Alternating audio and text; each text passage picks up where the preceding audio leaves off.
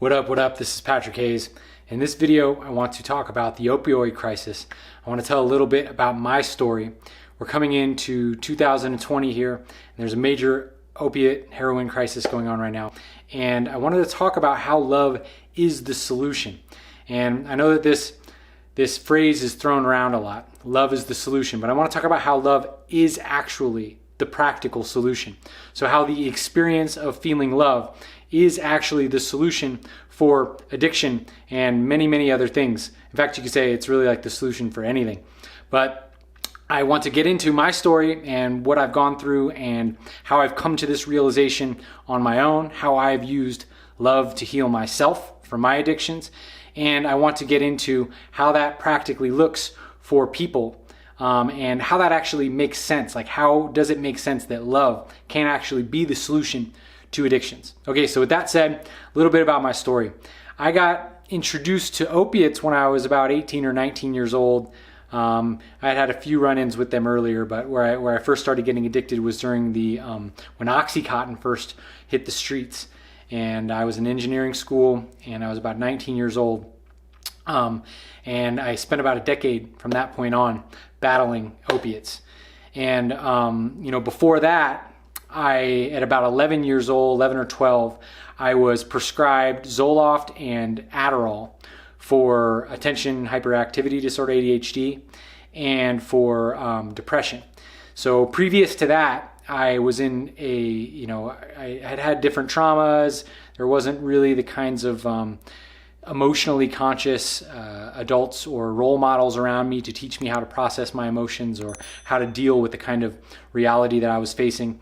And I found myself in an extremely stuck state. This is why I ended up going to the doctors, the psychologists and psychiatrists to figure out what was going on. I was extremely depressed, and I was basically broken as a person.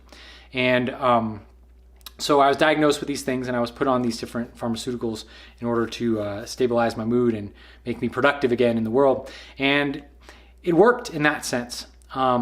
But essentially what happened at that point was I never dealt with the underlying issue, but I was given these chemicals to deal with it, and I felt amazing. And it broke me out of my rut, and I, on the external level, was doing really well for quite some time. I went from this stuck state of, really at that point I was so stuck I didn't feel like I could talk to anyone. I felt so nervous. I had so much anxiety all the time, and I felt really depressed. There wasn't really a point to life, and so I didn't really know what to do. But once I took this Adderall, it was like all of a sudden I had 6 times the dopamine than I normally had, and like I bursted into this like super extroverted, like blissful, like happy space. And at that point it was like, oh my God, finally I can breathe. Finally I can like be myself, is what it felt like. I could be myself. And this is the experience I think a lot of people with drug problems have when they find a drug that gives them that freedom. The way I like to kind of break it down in retrospect when I think about it is that a stuck state experienced as depression or frustration or anger or feeling broken or shameful or whatever it is essentially an experiential representation of disharmony within your psyche, within your emotional self. And conversely, experiences of bliss and happiness and joy is an indication of a harmony within your emotional self or within your psyche. So it's really interesting because what I think is happening with people that get addicted to drugs, and actually it's more than think, this has been my experience and this is what I witness in the world. So what I would say is happening is that people are in stuck states, some more stuck than others. But essentially there's a disharmony in people's psyche and people's emotions. And the natural experience of bliss and excitement and joy and beauty that we get from life when we have harmony within ourselves is not being experienced because we're traumatized into these stuck states. And a natural part of surviving and thriving is feeling these bright, amazing, beautiful experiences. And most of us have had these experiences at some point in our life. Maybe there's some people that have never had it, but it's akin to the idea that how a child, they've done studies where a child actually will not survive without a mother's love, without some sort of human giving it attention, right? And so there's this actual need for love to survive within humans. And so therefore, part of our survival instinct is to move towards love. So if we have been in a stuck state for such a long period of time that we haven't been able to experience the kind of harmony that we experience when we have a state of bliss or joy or love, and then we take some sort of chemical that synthetically creates that for us, then we become addicted to that chemical if we don't have access to that state outside of the external chemical. Naturally, inside our brains, we create dopamine and serotonin, which are feel-good chemicals. We also create endogenous opiates that do all sorts of things. They help boost our immune system, and they give us a sense of well-being, which is really interesting for people that are dealing with the opiate addiction. When we don't have access to these things, it's really, you could argue that you're not actually living, that you're dying. And you're dying on the inside. And that's very much what it feels like for people that are stuck in addictions, that have no access to this bliss state outside of synthetic means.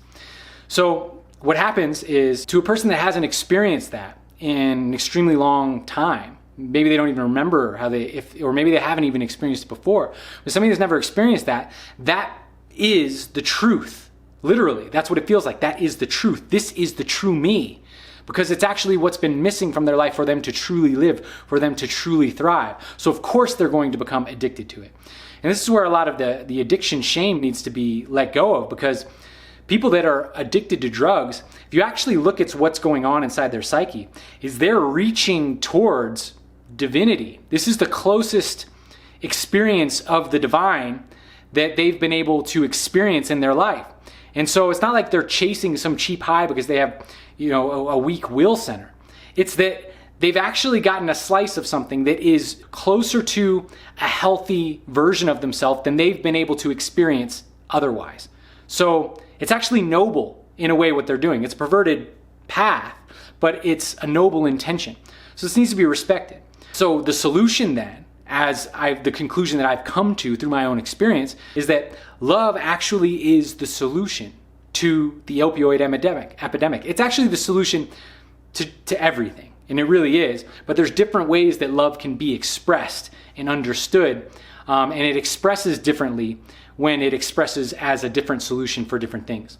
So one of the major realizations for me, the major aha moments, was when I was able to get into a blissful experience, have a blissful experience without drugs for the first time. And when I was actually able to do that, it was like the light turned on and I realized I was saved, because at that point I realized I didn't need the drugs anymore. That actually I could learn how to modulate my own inner space to the point that I could create repetitive bliss experiences that was actually fueling me in the way that I was using the drug to fuel me, and was actually destroying my life by doing it the perverted way. So it was this huge relief, because I didn't need to have this monkey on my back anymore. I didn't have to chase this addiction, and I didn't have to face the really dark side of the whole thing that anybody that's had a drug addiction knows what I'm talking about. Because that downside is really, really bad, and eventually you can't even get to the upside anymore, and it's just escaping the downside. And that's where the downward spiral really, really begins to happen. So healing the opioid crisis for the individual is learning how to have an experience of love, have an experience of bliss in your own life, and create that as a repeatable thing. There's a lot of different steps to that. There's psycho-emotional work. There's different trauma processing that can be done. There's different belief system modifications. So healing your perspective towards yourself and your perspective towards the world. A lot of different things. I share a lot of these techniques and different understandings in my videos. So if you're new to my channel and you're interested in figuring out some of the things that you can do to heal your relationship to yourself, then go ahead and search through my videos, and there's a lot of stuff there.